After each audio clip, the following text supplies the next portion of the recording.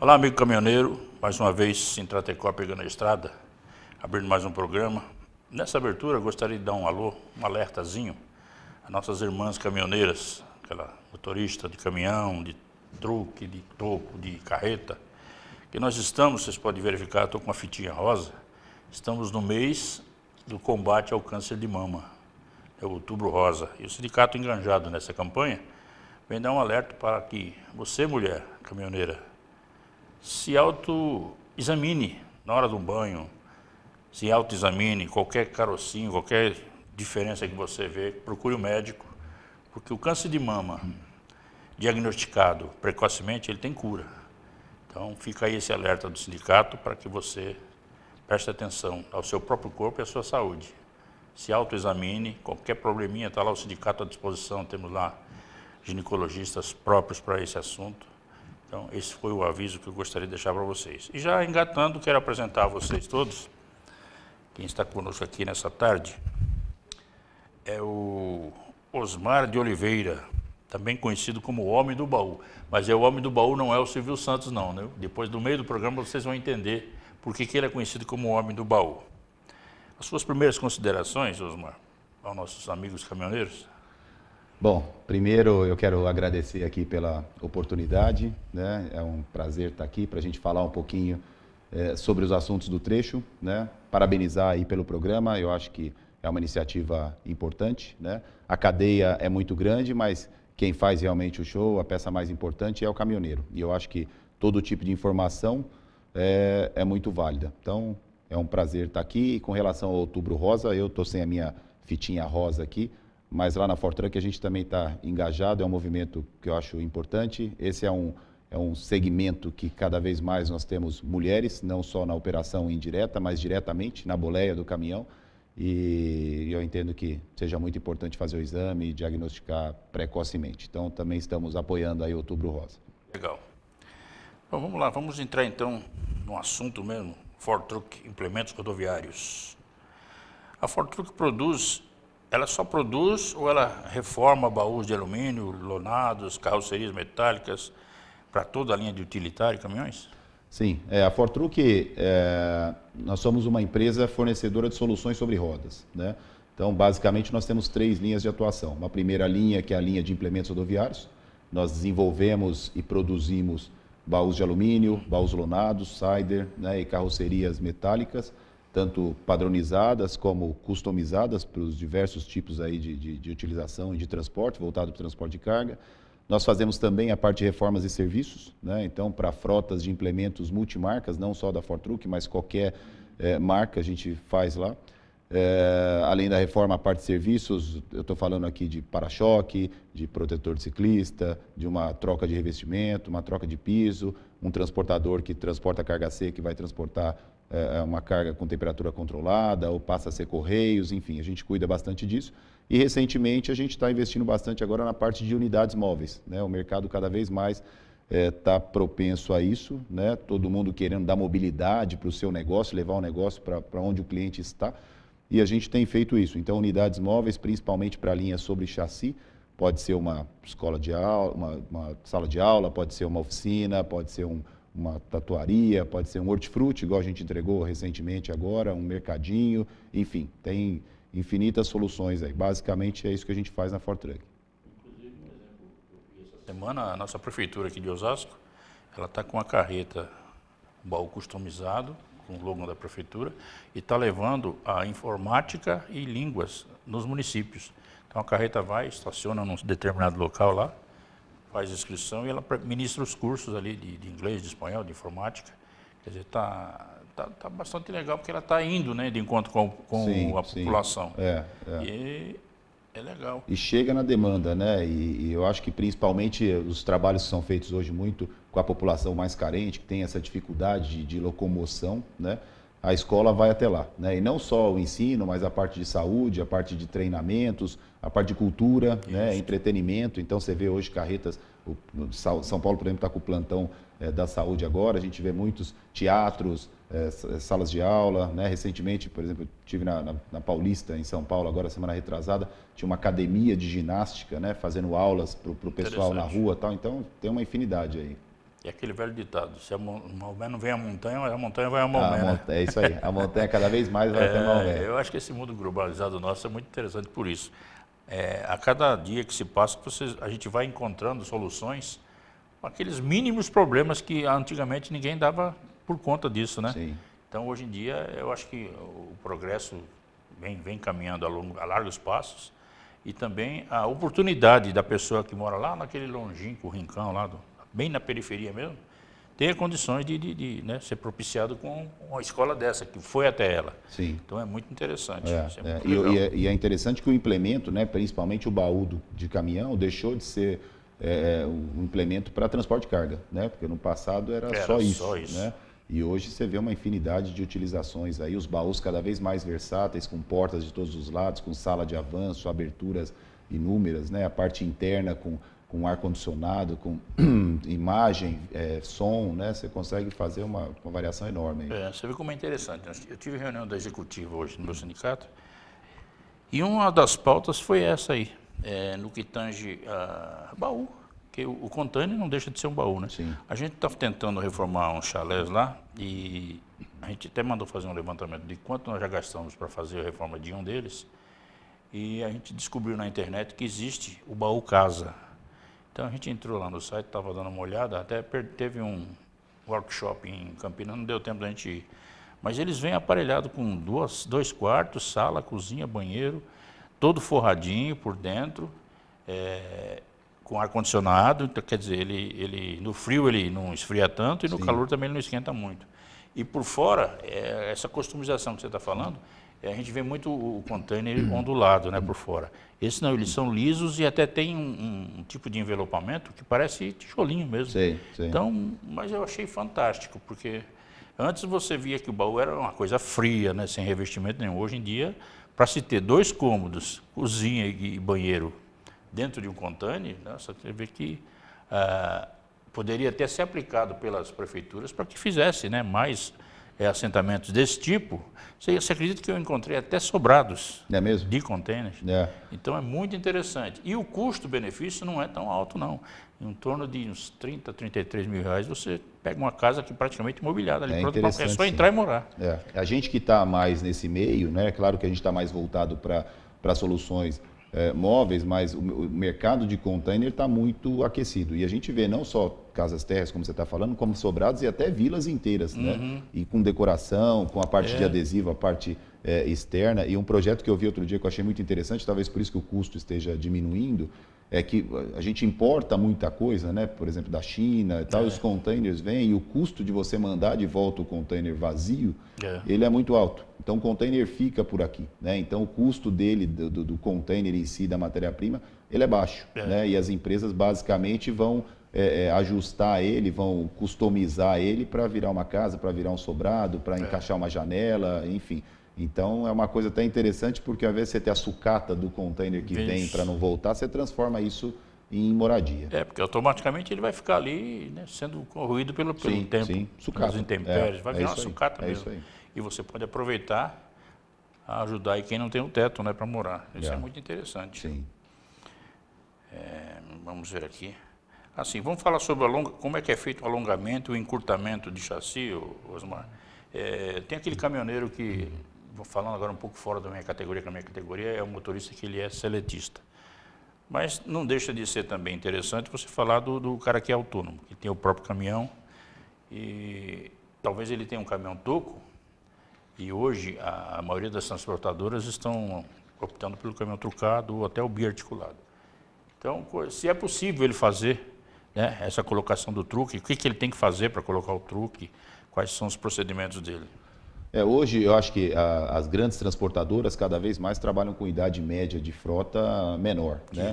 3 a 5 anos é uma coisa que é realidade no Brasil. E com isso eles trocam a frota e você tem uma disponibilidade muito grande de veículos com pouco mais de 5 anos, até 10, 12 anos, em excelentes condições, né? Que acabam caindo na mão do motorista autônomo, do pequeno frotista e tal. E aí, para poder atender a necessidade do cliente, eles têm feito muito essa parte de modificação, que é possível. Então, você tem o alongamento do chassi, né? Então não é necessariamente trocar o chassi inteiro, ele tem Não, condições não é de fazer um necessário. alongamento. Não é, ele tem condições de fazer um alongamento. Então, se ele vai transportar uma carga leve, por exemplo, né? E ele tem um caminhão que comporta um baú, por exemplo, um implemento com 7 metros, ele pode alongar o chassi e colocar um implemento com 10,5, com 11, com 11,20, né? 11,50.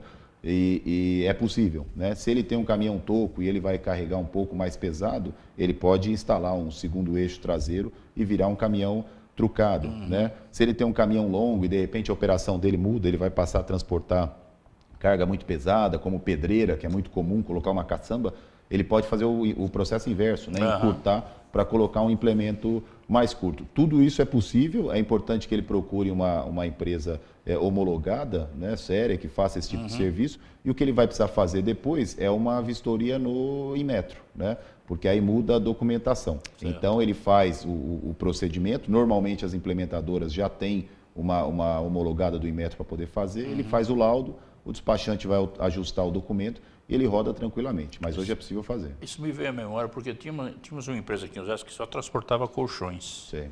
Então era aquele caminhão imenso, comprido, né? Mas era toco. E aí ele parece que perdeu o contrato da Probel que ele trabalhava. Ele tinha acho que 12 ou 13 caminhões que faziam o transporte da Probel. E acabou o contrato e ele precisou se adequar, né, e entrar numa outra empresa, aí a carga já era mais pesada.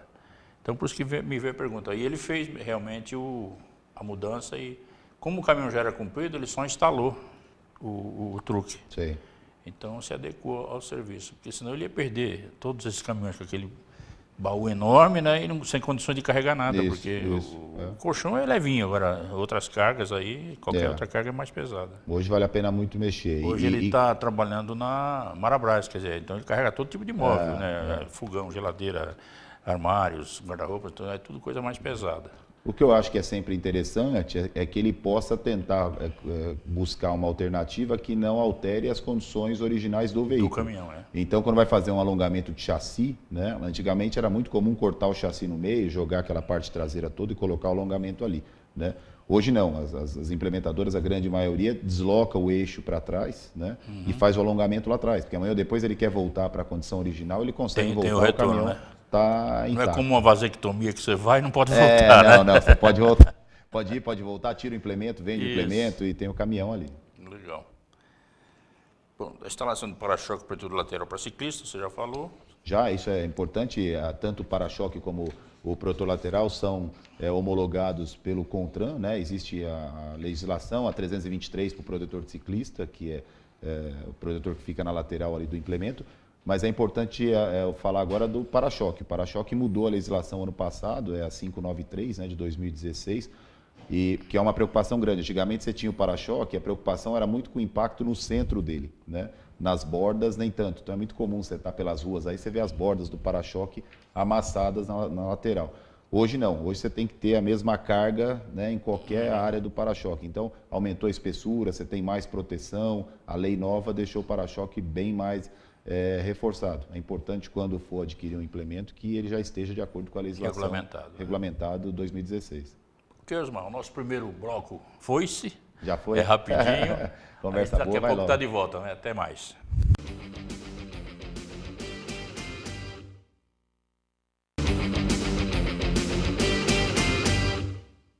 Ok, amigo caminhoneiro, estamos de volta com o Sintratecor Pegando a Estrada. Hoje recebendo nosso amigo Osmar, o homem do baú, que não é o Silvio Santos. Você não joga dinheiro assim não, né? Não, quem ainda quer dinheiro, não. Quem quer dinheiro? Não. E ainda não tenho dinheiro como ele, estou longe, né? É só o nome mesmo. Então, Osmar, vamos agora detalhar mais como você chegou nesse mercado, como é que começou sua carreira na Ford Truck ou em outro segmento, e o que você almeja aí para o futuro, o que você acha também da situação do país, se é viável ao seu tipo de negócio, a expandir, essas coisas todas. Olha, Carlos, diferentemente da maioria desse mercado de implementos, né, eu não comecei no meio de implemento rodoviário, né? Eu sou engenheiro civil de formação, tenho especialização em gestão de negócios, fiz um MBA em finanças e trabalhei em indústrias do segmento de construção civil, depois telecomunicações, por último indústria mesmo, né? Então trabalhei em construtoras, trabalhei depois na Ericsson Telecomunicações, depois trabalhei na Microlite, que eram as pilhas, né, as amarelinhas da Rayovac. E aí em 2011, eu já tinha rodado bastante, aí 22, 23 anos pelo mercado, surgiu essa oportunidade. O mercado não estava bem, né, a recolocação não estava fácil no nível que eu estava, já era um nível de diretoria. E aí depois de acho que uns 6 ou 8 meses, pensando bastante, rodando bastante pelo mercado e avaliando várias possibilidades, eu optei por implementos rodoviários porque um conhecido tinha comprado uma empresa desse ramo 2 ou 3 anos antes, eu fiz uma aproximação, gostei do negócio, e eu acho que essa parte de implementos, ela é muito ligada à questão da economia, do desenvolvimento, né? Então, a economia vai bem, é legal, a gente sente que agrega muito valor e acaba participando de todo o negócio, né? Porque tudo é transportado, né? O alimento, o vestuário, tudo aquilo que a gente consome. O que seria desse país se não houvesse Então, o caminhão, é né? isso aí, se não houvesse o caminhão. E aí, fazendo uma avaliação, né? A gente tem um país que você tem aí, sei lá, 80%, 85% da carga transportada pelo modal rodoviário, e eu acho que vai demorar para mudar isso, né? A gente tinha uma carência grande, existe até hoje, né, de um bom serviço da parte de implementação dos caminhões. Os caminhões estão cada vez mais modernos, automatizados, seguros, né? E o implemento ele não vinha se atualizando tanto, e eu achei que tinha uma oportunidade para entrar. E aí, em 2011, né, eu resolvi começar a estudar um pouco desse mercado, preparei um plano de negócio e a gente iniciou as atividades na Fortruck em março de 2012. Então, a Fortruck é uma empresa jovem ainda, 5 para 6 anos, né, e com foco muito grande no cliente, no atendimento do cliente. Então, a gente tem uma preocupação muito grande com o transportador. A gente tem uma participação muito grande nas redes sociais, então a ideia é direto realmente ao cliente, né? Hoje a Fortruck é a maior provedora de conteúdo para implementos rodoviários no país, né? E aí foi assim que eu acabei entrando. Você quer perguntar de novo, gente? Vamos lá. Quais os principais tipos de baú existentes no mercado? Eu acho que tem uma diferenciação grande, né? Cider, baú, carroceria. Sim. São vários tipos. Hoje você tem basicamente o baú de alumínio, né, que é um baú para carga geral, né? Então você tem carga transportada aí com fardos, com sacos, com caixaria, né, que é o baú de entrada dos implementos. Cada vez mais a gente tem uma necessidade de baús para transporte de carga de temperatura controlada, então baús isotérmicos ou baús refrigerados, né, com isolamento em isopor ou isolamento em poliuretano. A espessura aumenta ou diminui dependendo da temperatura que você vai trabalhar na parte interna do baú. Nós temos os baús lonados, então para carga e descarga com utilização de empilhadeira, muito utilizados na indústria automotiva ou com transporte de carga e descarga em docas, né? E você tem a carroceria metálica, aberta, né? Muito utilizada na construção civil, então para carga e descarga facilita, normalmente um operador só, o motorista mesmo já opera, baixa as tampas e funciona. Tem os modelos tradicionais e cada vez mais você tem os customizados. Então no baú você tem, por exemplo, o baú voltado para os correios, que tem uma característica própria, para transporte de roupas, você tem os perfis internos cabideiros para colocar os cabides. Aí hoje você já tem baú com porta-palco com abertura lateral, você tem o baú para transporte de pneus com a caixa revestida, você tem um baú blindado. O trio elétrico é feito uma espécie de baú, sim, né? é um baú com abertura, normalmente ele tem uma sala de avanço, né? Você faz um palanque na parte superior com acesso à parte de baixo, né? Ele tem a parte frontal bem aberta para você ter a expansão da parte do som, mas o próprio trio em si é um baú customizado, né? Hoje, cada vez mais, o que o cliente precisa, a gente consegue adaptar no baú de alumínio. Ele tem uma coisa que é interessante, por ser alumínio, é muito leve, né? Então, ele te propicia carregar cargas pesadas e tal. O próprio peso dele não vai influenciar. Não vai influenciar. Numa balança, digamos assim, né? Não. E aí ele, né, prestigia bastante a carga, né? Hoje, você pega a América Latina, já utiliza muitos baús em chapa galvanizada, né? Porque o aço acaba, você tem uma facilidade maior em obter o aço em relação ao alumínio, o custo é inferior, mas aí você aumenta peso. No Brasil, felizmente, a gente ainda tem essa cultura do baú de alumínio, então o implemento é muito leve para você transportar cargas pesadas. Isso é muito usado vamos dar um exemplo assim, a Danone, que é o laticínios pós de calda, né, que só trabalha com refrigerado. Sim. Antigamente tinha aquele negócio de ter um reclusul para você chegar numa tomada e ligar. Hoje em dia dificilmente tem isso, né? Hoje o próprio baú já faz todo o serviço. Já faz. E hoje a gente divide muito o implemento isotérmico do refrigerado, né? O isotérmico você vai transportar cargas até 10 graus negativos, 12 graus negativos, você tem a estrutura do baú em alumínio e internamente você tem um revestimento térmico. Cada vez mais, por exemplo, a Anvisa tem pedido para transporte de medicamentos, para transporte de alimentos, vinho, componentes eletrônicos, enfim. Hoje, temperaturas positivas, mesmo 0 graus, 5 graus positivos, você usa o isotérmico, né? Quando a gente está falando em temperaturas negativas abaixo de 15 graus negativos, aí a gente vai para o refrigerado, que aí você tem a estrutura toda em fibra, com paredes de isolação de espessura maior, e aí entra no que você está falando, que é a questão do equipamento. Você tem o equipamento acoplado, que a gente chama, que o próprio motor do caminhão faz funcionar o ar e ele gela, né? E você tem o elétrico, que é para quem tem aquela utilização de, por exemplo, mesmo à noite ele quer ligar na tomada, aquilo ali vira uma câmera fria. Então ele desliga o caminhão, liga na tomada e ele permanece na mesma temperatura até de manhã ele ligar o caminhão de novo. É constante, a gente vê muito isso aí em posto de autoestrada, né?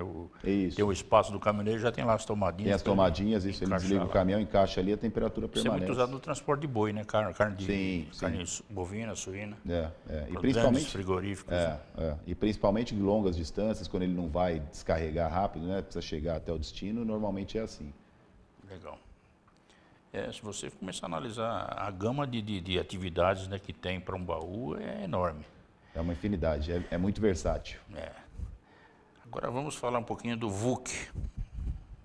Isso aqui tem gente que não entende ainda, Osmar. O VUC quer dizer o quê? É um veículo único? É um veículo urbano de carga. Urbano de carga, por isso o VUC. Por isso o VUC. E ele só pode ter um eixo na traseira? Ele pode ter um eixo na traseira, né? Pode ser simples ou composto, né? Eu te dou um exemplo. O nosso caminhãozinho de som é um HRzinha, mas a traseira dela é pneu duplo. São 2 de cada lado. E eu não sei se ela é considerada VUC ou não. Na verdade, o que determina o VUC são as dimensões do conjunto, né? Então, até recentemente, você tinha 6,30 metros de comprimento do para-choque dianteiro até o para-choque traseiro, né? A largura tem que ser 2,20 metros. E na altura, aí você tem uma variação, não pega tanto nessa questão. É mais comprimento e largura. Agora, recentemente, de 2 anos para cá, a legislação em São Paulo mudou, aumentou para 7,20 metros, né? Quando era 6,30 metros, ele enquadrava muitas caminhonetes, né? Então você pega, sei lá, a Iveco tem a Iveco dele, a Mercedes tem a Sprinter, a Renault tem a Renault Master, a Hyundai tem a HR, a Kia tem a Bongo, agora a Volks vem com o Delivery Express, agora que vai ser lançado agora na Fenatran. Então pegava muitas caminhonetes. Quando aumentou a lei para 7,20 metros, aí entrou toda a família do 3/4. Né? Então você tem a Ford, tem o Ford Cargo, a Volks tem o Delivery, a Mercedes tem o Acelo, a Iveco tem o Vertis. Todos eles você consegue ajustar para ser VUC. Então, a questão do eixo traseiro com 1 ou 2 pneus tal não muda muito. Desde que ele tenha 7,20 metros de comprimento com 2,20 de largura, ele é tratado como VUC, para poder circular na cidade e fazer principalmente a parte de distribuição. Ele é mais rápido, enfim. Até para estacionamento é mais fácil, né? Para estacionamento é mais fácil, O que resolveu o problema de entregas no centro de São Paulo foi esse daí, foi a entrada desse VUC. Que antigamente carretas, né, que entravam fazer entrega, então dava aquele transtorno no trânsito, era tudo um caos. Era um Quando caos. surgiram esses 3/4 aí, no comecinho, também foi indo. Depois o volume a ser entregue aumentou.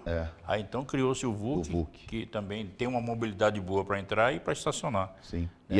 E é o que é permitido pela legislação hoje, dentro desses padrões que você falou da medida de 7,30, né? 7,20 por 2,20. E a facilidade, no caso das caminhonetes também, além da mobilidade por ser VUC, é a carta, né? Categoria B dirige. Então hoje o pequeno empreendedor, o microempreendedor que tem um negócio dele ali, precisa levar o produto dele, precisa entregar para o cliente, ele mesmo dirige o carro ou um funcionário, não tem a necessidade da carta para caminhão, né? Que é o caso do veículo 3/4. Certo.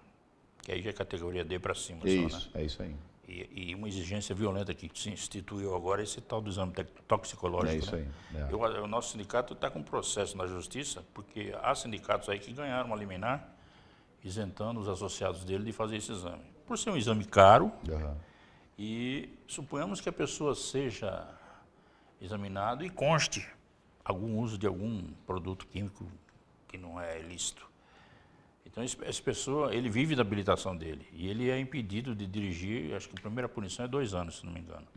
Quer dizer, o que um pai de família que só sabe fazer isso vai fazer com a carta presa desse jeito? Então, eu acho que é um exame muito rigoroso, não sou contra que não seja feito, mas numa situação diferente do que foi imposta pela lei. Então, o nosso sindicato ainda anda brigando com isso. Eu acho que isso precisa ser ajustado, né?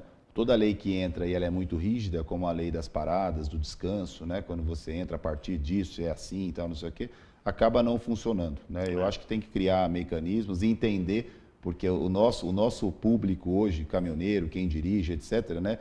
Por anos e por décadas, né? Sempre foi esse público com essas dificuldades, com dificuldade em estrutura, de parar, com essa questão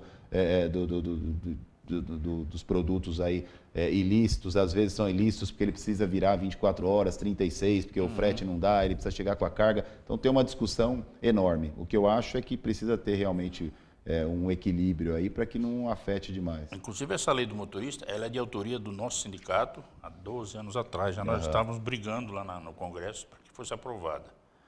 Até que o Paim pegou essa lei e começou a levar para frente, e graças a Deus foi aprovado. Porque até então o motorista não era profissão, né? Sim. Era só escrito AGIS. Hoje não, ele é regulamentado como profissão.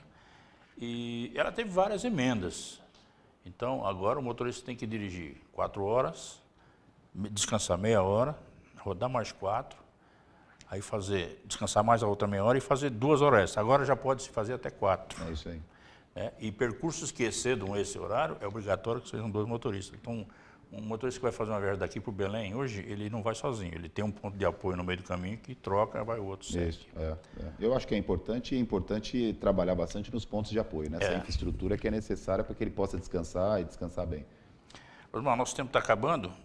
Queria que você deixasse uma mensagem para o nosso amigo caminhoneiro, reforçar aí a atenção na estrada, porque não é aquele negócio, pé na tábua e vamos que vamos. Tem que ser muito consciente, né?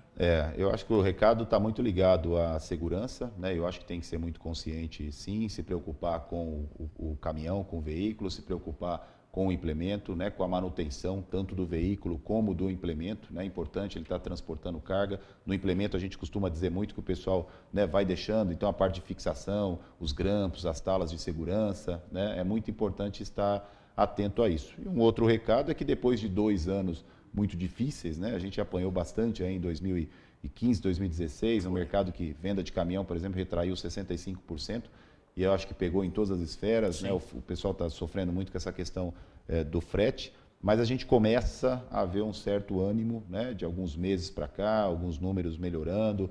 Em relação à situação do país, eu acho que ainda tem muita coisa para se fazer, mas a gente já vê muita coisa melhorando, principalmente a situação da economia, né? E particularmente falando lá na Fortran, que a gente já está vendo o frotista, o transportador um pouco mais animado. O 2018 ainda tumultuado por conta de carnaval, depois Copa do Mundo, eleição, a Lava Jato que deve colocar mais alguns figurões aí no centro da mídia e acaba tirando um pouco o foco produtivo, mas é um ano que deve ser melhor que 2017 e principalmente preparando para um 2019, 20, 21, que eu imagino que sejam 3 anos interessantes. Então, mantenham a pegada aí, pé no acelerador, com muito cuidado, é claro, e vamos embora que as coisas estão melhorando.